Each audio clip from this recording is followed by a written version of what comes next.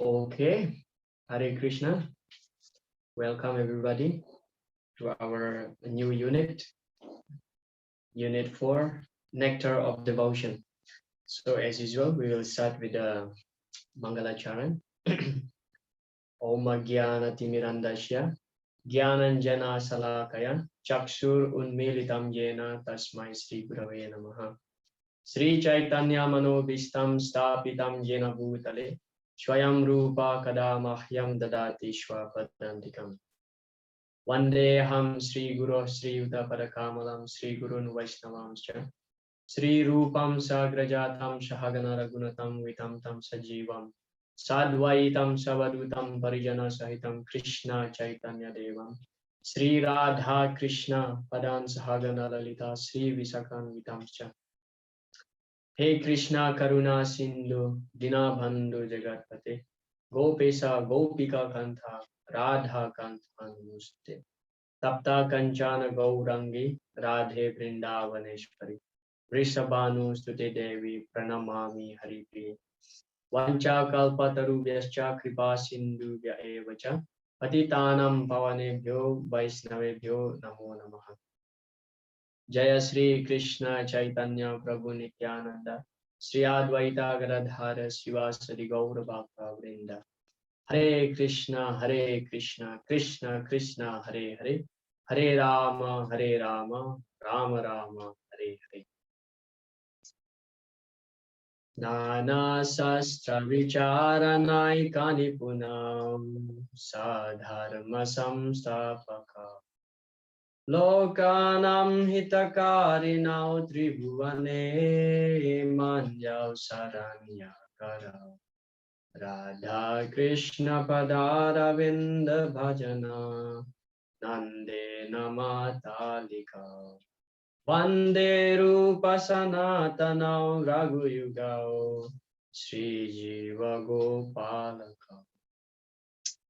I offer my respectful obeisances unto the 6 Goswamis, namely Sri Rupa Goswami, Sri Sanatan Goswami, Sri Raghunath Bhatta Goswami, Sri Raghunath Das Goswami, Sri Jiva Goswami, and Sri Gopal Bhatta Goswami, who are very expert in scrutinizingly studying all the revealed scriptures with the aim of establishing eternal religious principles for the benefit of all human beings. Thus, they are honored all over the 3 worlds, and they were taking shelter of, because they are absorbed in the mood of the gopis and Sri Sri Radha Krishna. Hare Krishna. So that was the prayer, the second prayer of the Sad Goswami Astakam. So everybody can also memorize that prayer, very beautiful. So Nectar of Devotion, as Srila Prabhupada writes just in the first line of the preface. So today we are going to discuss about the preface and also the introduction. So Srila Prabhupada mentioned that Nectar of Devotion is the summary study of the Bhakti Rasamrita Sindhu written by Srila Rupa Goswami. So this book, Bhakti Rasa Amrita Sindhu. So Bhakti means devotion, Rasa. Actually, there is no exact translation in English, the word rasa. But of course, we, up to some extent, we may understand that rasa means taste, rasa means nectarian, rasa means mellow also.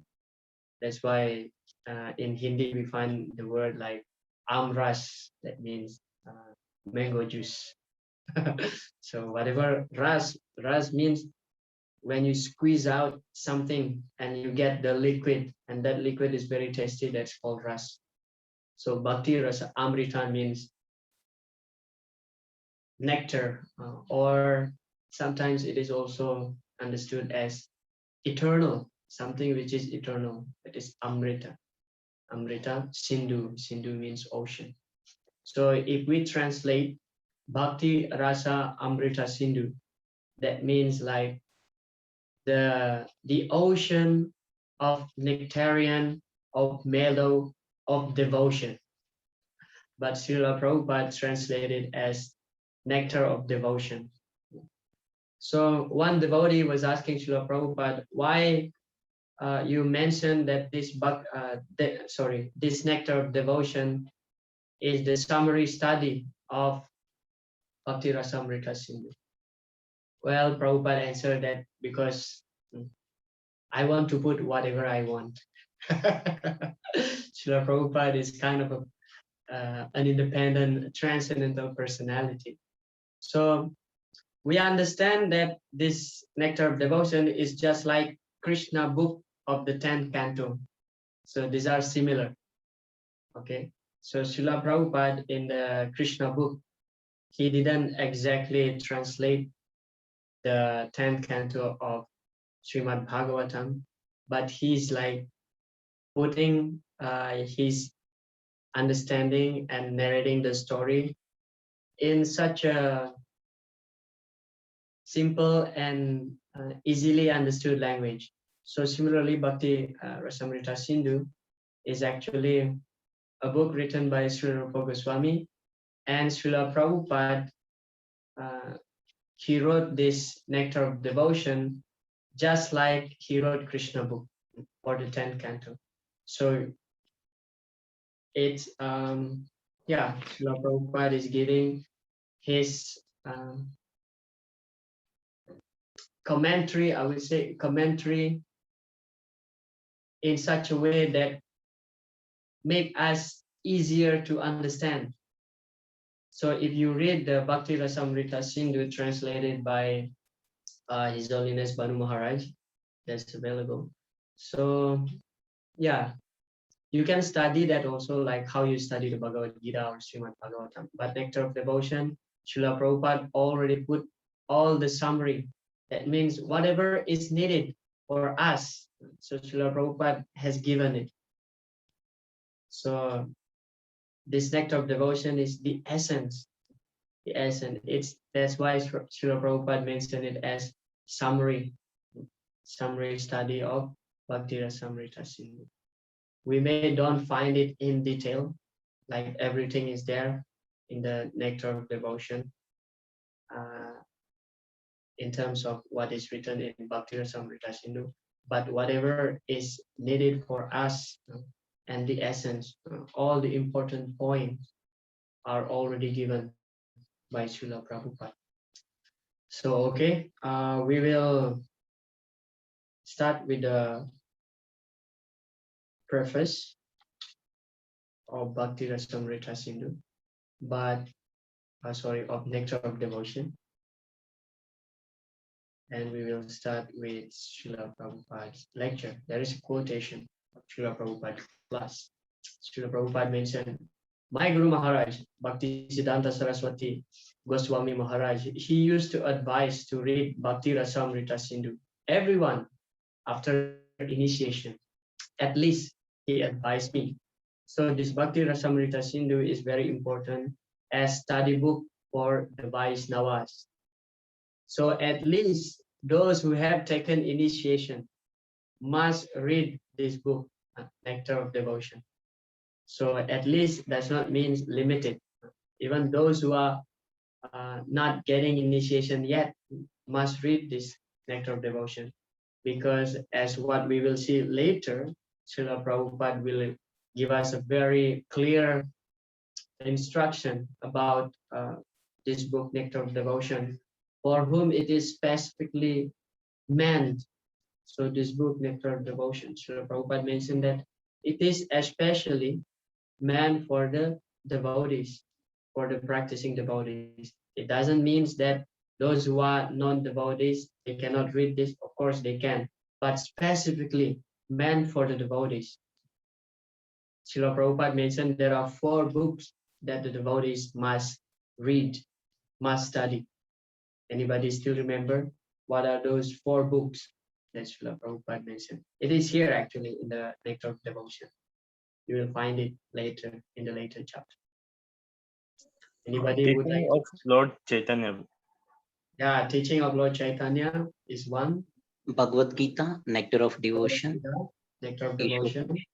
Ishopanishad? No. No. Chaitanya Nectar of Charitamrita. Inspiration. No. Srimad Bhagavatam. Yeah, Srimad Bhagavatam. So these four books. And Bhakti Rasamrita Sindhu. Yeah, this Nectar of Devotion. Bhakti Rasamrita Sindhu. So these four books, Srila Prabhupada mentioned: Bhagavad Gita, Srimad Bhagavatam, Teaching of Chaitanya Mahaprabhu, and Nectar of Devotion. So this is a must book that we have to study as devotees. Okay. Yeah, Srila Prabhupada also mentioned here, especially after initiation. But of course, it is a great book. It is a big book, a lot of chapters. But in Bhakti Sastri, as per our module, we will study the Nectar of Devotion up to the 19th chapter. So that's like enough to give us base to develop love for Krishna. Actually, even if we read the first chapter of Nectar of Devotion, we will find a lot of things, information. What is the meaning of pure devotional service? So we'll continue. Srila Prabhupada gave us a history of Nectar of Devotion and describe its purpose, to educate and elevate everyone to the position of a pure devotee. So we are expected, after we study this book, we have to become a pure devotee. And to explain the concept of Bhakti Ras, the mellow of devotion. Bhakti Rasa is the spiritual pleasure of devotional service, which one can taste by being trained in the science of devotional service.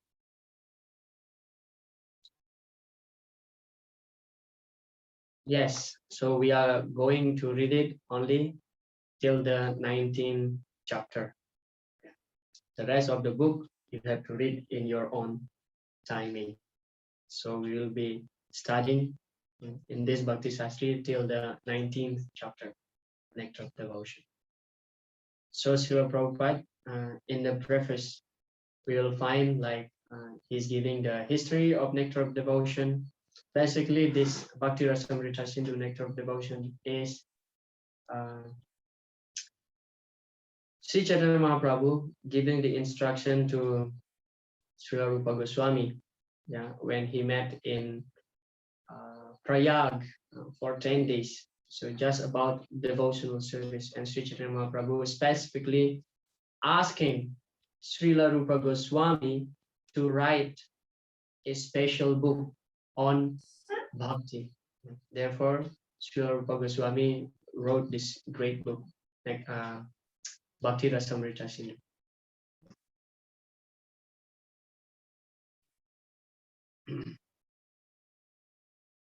Yeah.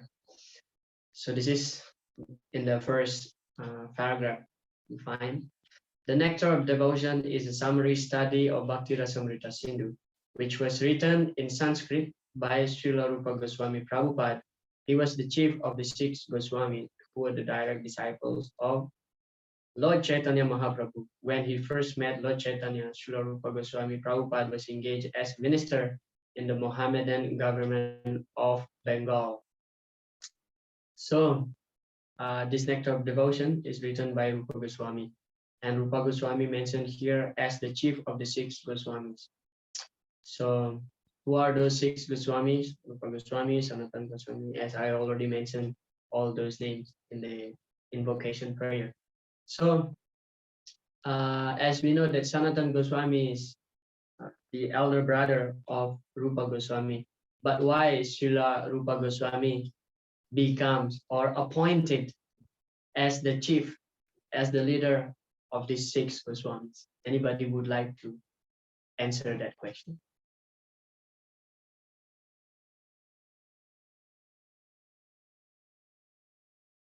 Why not Sanatan Goswami? Because he's elder, because he's older than Rupa Goswami. Because he took order before Sanatan Goswami. Okay, yeah. I I heard from Chaitanya Channel Prabhu lecture. Yeah. Your lecture also looks similar to that in starting. Yeah. Thank you very much, Vanamali Prabhu. Yeah, we find the history actually when Sri Chaitanya Mahaprabhu, he wanted to go to Vrindavan. You find this in Chaitanya Charitamrita. He wanted to go to Vrindavan, but the devotees intentionally directed him to the wrong direction in order to remain in around Navadvip because the devotees are too attached with Sri Chaitanya Mahaprabhu. Then he went with the Harinam party, and then finally he reached Ramkeli. Ramkeli at the present day is named what is that? Malda. There's a district here called Malda. It's not so far from here, from Nadia. So there's a district called Malda. Actually, in this Ramkeli, earlier that was the capital of Gauda Desh. So this Bengal is known as Gauda Desh. I heard also from Chaitanya Charan Prabhu's lecture why this place is called as Gauda. Actually, it comes from the word Gaur. Gaur means what you call this jaggery. You know this jaggery, right? Gaur. This sugar, palm sugar. Yeah. Good. So yeah, gur. So gur, it's very the best gur all over the world is from here, from Bengal, well, from West Bengal. That's why this area is called Gauda Desh. Gaur becomes Gauda Desh. So in the capital of this Gauda Desh is Ramkeli. There is a Muslim, and it was ruled by a Muslim ruler by name Nawab Hussain Shah. And Nawab Hussain Shah, he knew that these two brothers, Rupa and Sanatan, they are very learned. They are very learned, especially these two personalities. They know many languages, including Arabic, English, Sanskrit, Hindi, Bengali, Arabic. So because Nawab Hussain Shah knew that the qualification of these two brothers. So he asked this Rupa and Sanatan to become the minister in his place in Ramkeli. But Rupa and Sanatan, because they are coming from elevated Brahmana family, so in the beginning they rejected. But later on, Nawab Hussain Shah threatened Rupa and Sanatan if they reject to work under Nawab Hussain Shah, so Nawab Hussain Shah will send the Muslim army and destroy the Vaishnavas, the devotees, and the Brahmanas. Therefore, actually, they sacrificing their life just to protect the devotees. But what happened when the members of the Brahmana family, when they work under Muslim, that's considered to be very disgusted by their family. So people actually misunderstood with the decision that Rupa and Sanatan took. Yeah, because finally they agreed to work under Nawab Hussain Shah, which is a Muslim. So their family is actually, as if they throw these two brothers away. So they are no longer belong to our family like that. Just like parents who get very upset, very angry to their sons. Okay, you go and work under Nawab Hussain Shah, so you are no longer part of our family.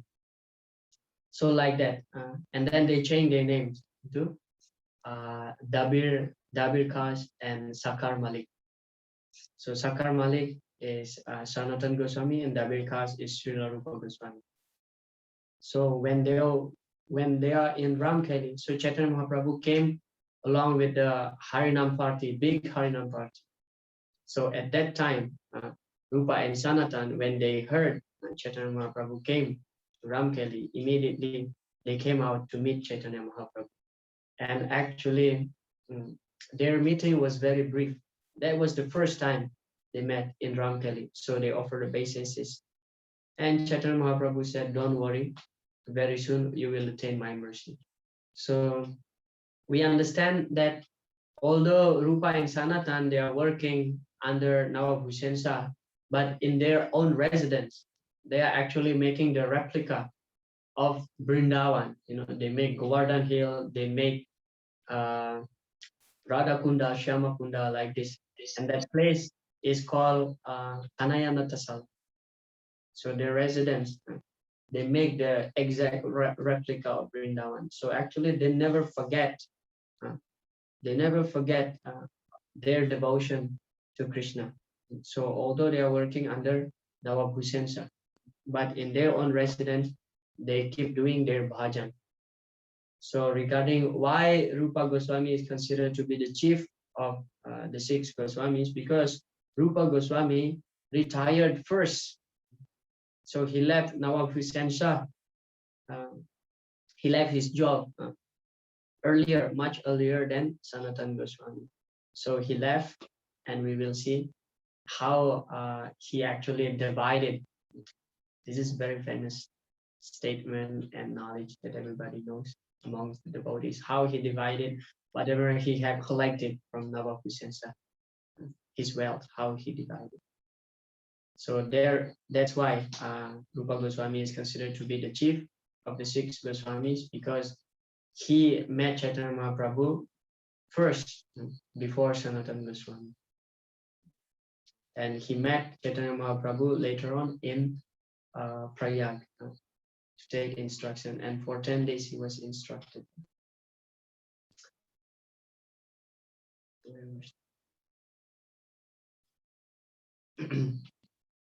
Yeah. Lord Chaitanya's principle is universal. Anyone who knows the signs of Krishna and is engaged in the service of the Lord is accepted as being in a higher position than a person born in the family of a Brahmana. That is the original principle accepted by all Vedic literatures, especially by Bhagavad Gita and Srimad Bhagavatam. The principle of Lord Chaitanya's movement is educating and elevating everyone to the exalted post of a Goswami, is taught in the Nectar of Devotion. So we are meant to be Goswami. Goswami is not only the title given for the sannyas, even if you are a grihastha, for example. But if you can control your senses and engage it in Krishna service, so you are considered to be Goswami, because the meaning of Goswami is the master of this, the controller of the senses, one who can control his senses. That is called Goswami. Therefore, even in Indonesian language also, we call a husband as Swami. Swami means somebody who is controlling. Okay, so controlling the family affairs. He is the leader of the family. It's called Swami. So Goswami means one who can control his senses. And I highlighted this point. Anyone who knows the signs of Krishna and is engaged in the service of the Lord is accepted, being in the higher position than a person born in the family of Brahmana. Yeah, Chandalupi Duja Sreshta, Hari Bhakti Parayana, Hari Bhakti Vihinacha Dvijopi Swapachodamaha. So even if one is born in the family of Swapacho or dog eaters, if he has Hari Bhakti Parayana, if he has devotion to Krishna, engaged in Krishna service, then he is considered even higher than the Dvija, the Brahmana. But those who born in Brahmana family, if they don't engage in Krishna service, Dvijopi Swapacho Adama. So he is considered even lower than the dog eater. So this is Lord Chaitanya's principle. Therefore, we find here in the preface that Haridas Thakur, that is in the first paragraph, yeah, Prabhupada writes there. Haridas Thakur, he is born in a Muslim family, yet Sri Chaitanya Mahaprabhu appointed him and gave the title of Dinam Acharya. because nobody can surpass the amount of japa that Haridas Thakur chanted. 3 lakhs name, 3 lakhs holy names per day. That's like 190 something rounds, yeah, per day. So even if one is born in the family of the lower caste, if he's a devotee, then he's considered to be even elevated than more elevated than Brahmana. That's why in one lecture, Srila Prabhupada mentioned that actually a Kanishta Adhikari is even higher than a Brahmana. Okay, a Kanishta Adhikari is even higher than the Brahmana. Because according to our philosophy, the principle is that bhakti started after we get liberation. It is very interesting statement. Bhakti starts after liberation. Therefore, for those who are engaged in devotional service, liberation is already derived, automatically derived. Therefore, as devotees, we don't asking for liberation because it's just a byproduct. Actually, it is a byproduct of devotional service. Automatically will be given. Yeah. So very significant point here. Not only knows the science, but also engage in the service. So both Gyan and Vigyan here.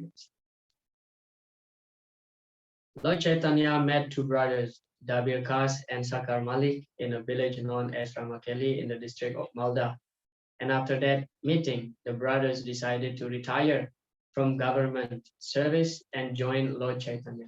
Dabir Kas, who was later to become Rupa Goswami, retired from his post and collected all the money he had accumulated during his service. It is described in the Chaitanya Charitamrita that his accumulated savings in gold coins equal millions of dollars and filled a large boat. He divided, this is how he divided his money. He divided the money in a very exemplary manner, which should be followed by devotees in particular and by humanity in general. 50% of his accumulated wealth was distributed to the Krishna conscious persons, namely the Brahmanas and the Vaishnavas. 25% was distributed to relatives, and 25% was kept against emergency expenditures and personal difficulties. So 50% for Krishna at least. Interestingly, Srila Prabhupada wrote here, Rupa Goswami first met Lord Chaitanya at Prayag, Allahabad, India. And on the Dasameda bathing ghat, Dasawa Meda bathing ghat of that holy city, the Lord instructed him continually for 10 days. The Lord particularly instructed Rupa Goswami on the science of Krishna consciousness. But we know that first time when they meet, where they meet, is in Ramakeli, in the district of Malda. But at that time, it's just very brief. Okay, it is very brief. And then this is actually the second meeting. And then Rupa Goswami took the instruction from Chaitanya Mahaprabhu in Prayag for 10 days about devotional service, about Krishna consciousness. And Sri Chaitanya Mahaprabhu mentioned actually in the Chaitanya Charitamrita in this pastime that it's just a drop of the knowledge of bhakti. This 10 days, just a drop of the knowledge of devotional service given by Chaitanya Mahaprabhu. And we can imagine this drop can save the whole world, actually, can save everybody in this material world if they take this knowledge. It's just a drop. And what to speak of if Chaitanya Mahaprabhu give the ocean. So it's just a drop. That's enough. That's why sometimes we find the great acharyas or some devotees, they are praying, please give me just a drop of your mercy. Because it's so valuable. That drop is, enough to save the whole world actually, because that drop is bigger than the ocean that we can imagine. That's the understanding. This eternal engagement in bhakti rasa can be understood by a serious student upon studying the nectar of devotion. Adopting of bhakti rasa or Krishna consciousness will immediately bring one to an auspicious life free from anxieties and will bless one with transcendental existence, thus minimizing the value of liberation. Day after tomorrow will be started the first chapter of Nectar of Devotion, and there are 6 characteristics. I'm just touching it briefly. There are 6 characteristics of pure devotional service, and out of those 6, one is that moksha lagutakrit. That means rejecting even liberation, rejecting even liberation. So the personification of liberation is actually begging the Vaishnavas to serve the Vaishnavas' lotus feet. But the Vaishnavas is not at all interested and will kick this personality of liberation. Narayana parasarve nakutaschana bhibyati swarga pavarga narakesu apitulya tadarshna. So it doesn't matter for the devotees whether the devotee is in Swarga, in the heaven, in Naraka, or in the hell, or even in the Vaikuntha. Swarga, apavarga. Pavarga means when he gets liberation, coming back to the spiritual world. Yeah. So for the devotees, doesn't matter as long as he is serving Krishna. Narayana parasa.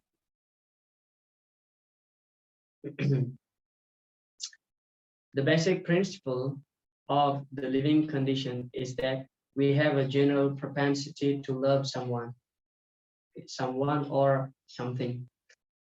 This is our tendency, and it is inbuilt in everybody's heart, whether it is animal or human especially. We have this tendency, natural tendency to love or be loved, being loved, to love and being loved, someone or to something. Okay? No one can live without loving someone else.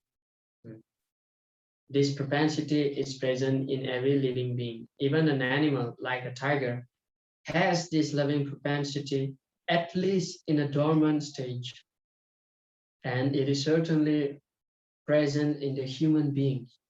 The missing point, however, is where to repose our love so that everyone can become happy. At the present moment, the human society teaches one to love his country or family or his personal self. But there is no information where to repose the loving propensity so that everyone can become happy.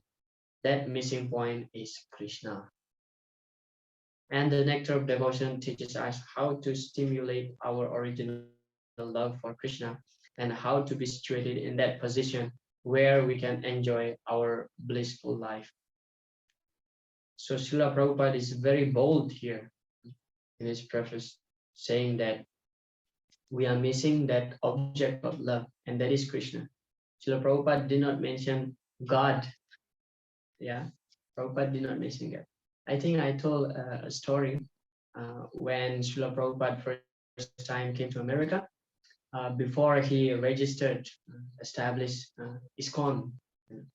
So one Indian man actually suggested to Srila Prabhupada, instead of International Society for Krishna Consciousness, we can register this organization as International Society for God Consciousness. Because Swamiji in the West, nobody is familiar with the Vedic culture, but when you mention about God, everybody is quite familiar with the concept of God.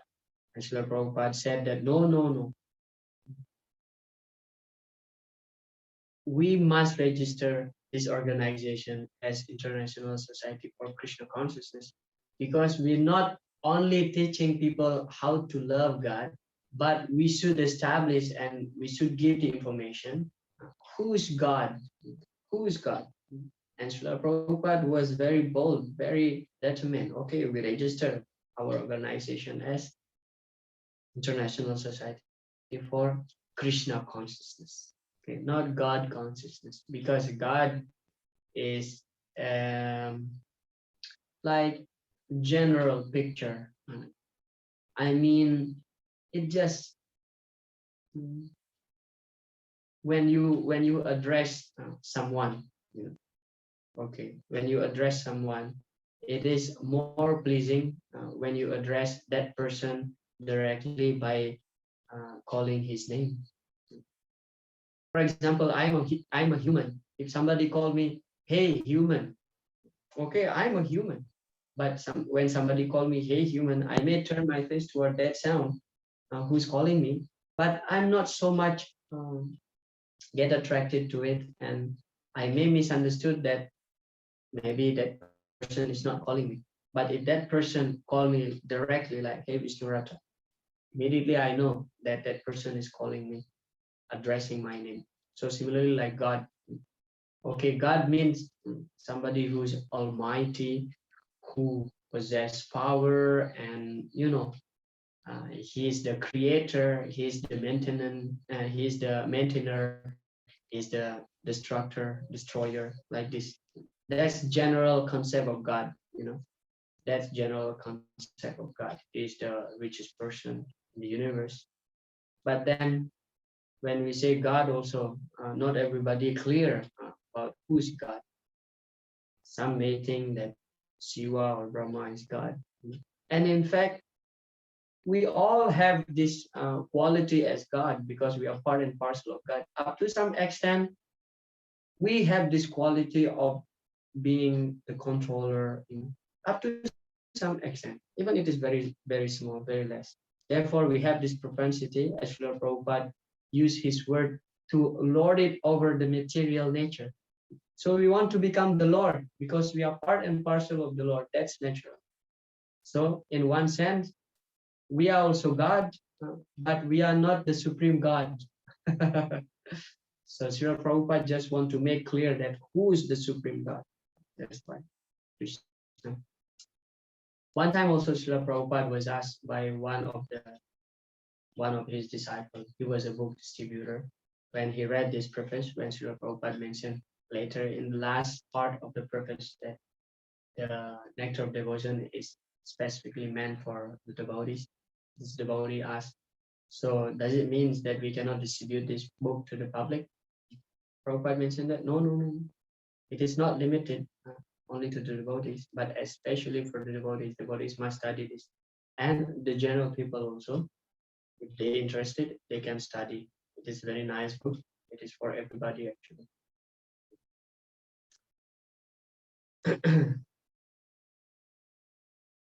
Okay. As far as material, human civilization at the present moment is very much advanced in living comfortably, but still we are not happy. So why we are not happy? As in the previous slide mentioned, we are missing this point. Where to repose our love? We are missing Krishna. Because we are missing the point. Material comforts of life alone are not sufficient to make us happy. The vivid example is America, the richest nation of the world, having all facilities for material comfort, is producing a class of men completely confused and frustrated in life. So Srila Prabhupada referring to the hippies. Confused and frustrated, these are the hippies. I highlighted this point. I'm appealing herewith to such confused men to learn the art of devotional service as directed in the Nectar of Devotion, and I'm sure that the fire of material existence burning within their heart will be immediately extinguished. So this is actually Srila Prabhupada is pouring his compassion, his mood we find in this very statement. Srila Prabhupada writing here, I am appealing herewith, because he sees the suffering of the living entity. Paradukaduki, That's the qualities of a preacher, of a devotee preacher. Unless we have the genuine compassion, we cannot become preacher. We may a great scholar in the Vedic science. We may a very educated person having a lot of titles, and we may a very expert person who can give pravachan, give lecture. But if we don't have genuine compassion, and we cannot become a real preacher, because through that compassion, genuine compassion, we derive the mercy of the acharyas and Krishna. Krishna Sakti Vinanahe Tara Pravartan. So unless we get the Sakti, the empowerment from Krishna, we cannot spread the movement. Kali Kalera Dharma Krishna Nam Sankirtana. Krishna Sakti Vinanahe Tara Pravartan. So Krishna Sakti Vinanahe. Without Krishna's empowerment, we cannot distribute this Harinam Sankirtan. Okay. And how we get that mercy from Krishna, empowerment from Krishna, is by following the teaching of the previous acharyas and developing this real compassion. If we see our previous acharyas, if we study their lives, their heart is full of compassion, especially if we study the Vaishnava Bhajan, the song book. If we see Narottam Das Thakur, Bhakti Vinod, Srila Bhakti Vinod Thakur, and many other acharyas who wrote the songs, their song is completely crying for Krishna's mercy. Amito Kangala, Krishna Krishna Boli Daitava Pache Pache. Krishna se tumara, Krishna dite paru, tumara sa katiache. Amito Kangala, Krishna Krishna Boli Daitava Pache Pache. Oh hey Vaishnava Thakur. This song, yeah. If we understand the meaning of this bhajan, this song, it's so beautiful. It is mentioned there, Amito Kangala. I'm a very low class of man. I'm just like a dog eater, lower than dog eater. Kangala. Krishna Krishna Boli Daitava Pachi Pachi. Now I'm running behind you, oh my master. I'm begging your mercy and I'm calling Krishna, Krishna, Krishna. Krishna say tomorrow. So that song is about praising the great acharyas, great devotees who have Krishna in their heart. Krishna say tomorrow. Krishna is belong to you. Krishna dite paro. Tomorrow sakatya. Krishna dite paro. Please give me Krishna. Tomorrow sakatya. Because you have the Sakti of Krishna. Krishna is belong to you. You have the empowerment, the Sakti from Krishna. Please give that to me. Now I'm running behind you. I'm chasing you and I'm shouting Krishna, Krishna. Krishna, Krishna Boli. Daitava Pachi Pachi. It's beautiful song. Anyway. The root cause of our dissatisfaction is that our dormant loving propensity has not been fulfilled despite of our great advancement in materialistic way of life. So it is proven actually. Srila Prabhupada's word is 108% correct here. The advancement, so-called advancement in science, material science, and we are inventing so many things with the hope that by inventing this, our life will be much more comfortable and will become more happier than before. That's the expectation. But the reality is completely turned to another way. Yeah. Okay, you invent car, for example, by which you can go faster and reach your destination. But another problem comes that you need petrol, you need to maintain the car, this and that. Or what else? Like, yeah, it's always like that. Like inventing a washing machine, for example. You don't have to, squeeze the cloth and brush it like that manually. Let the washing machine just by tapping one button, it will work. You will wash, it will squeeze. You just need to dry it up. But another problem came. You will waste so much water, first of all, and secondly, electricity. So it's always like that. This is the nature of the modern invention.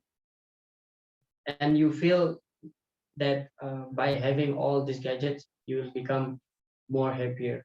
But the fact is that not really, because you will need to earn more money to maintain all these gadgets. To maintain all these gadgets, you will earn more money, and as a result, you have to work harder than before. Yeah, and less time to enjoy. Less time to enjoy. That's why it is a common thing. If we hear the word from people, I have no time. Completely busy. I have no time. Okay, nectar of devotion. Here it is, the statement. Nectar of devotion is specifically presented for persons who are now engaged in the Krishna consciousness movement. So specifically does not mean limited. Okay, does not mean limited. Specifically means the devotees must read this book, Nectar of Devotion. Okay, others also can read. I beg to offer my sincere thanks to all my friends and disciples who are helping me to push forward the Krishna consciousness movement in the Western countries, and I beg to acknowledge with thanks the contribution made by beloved disciple Sriman Jaya Nanda Brahmachari. My thanks are due as well to the directors of his conference, who have taken so much care in publishing this great literature. Hare Krishna. So, Jai Shri Prabhupada. So there are some terminology. This is for your closed book assessment. I'm kindly giving you the hint here.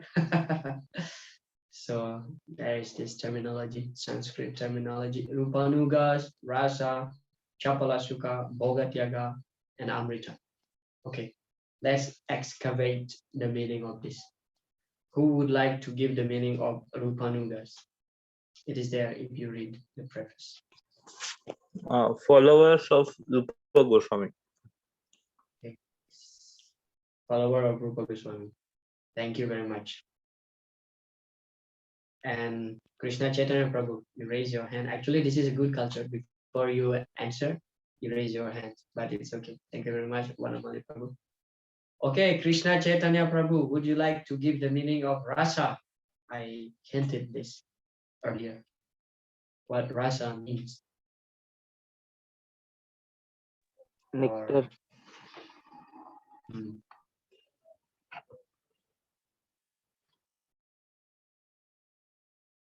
Okay, Nagarjun Prabhu. Hare Krishna. It's the Yes.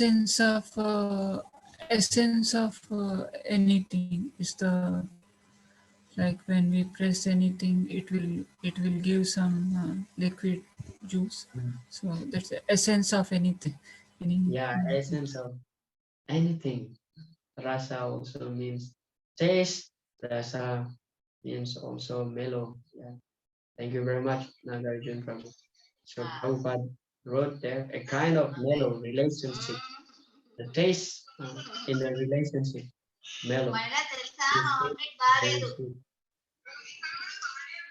Even ecstasy also one kind of rasa, Prabhu. Ecstasy, it is more into bhava. Bhava is ecstasy, but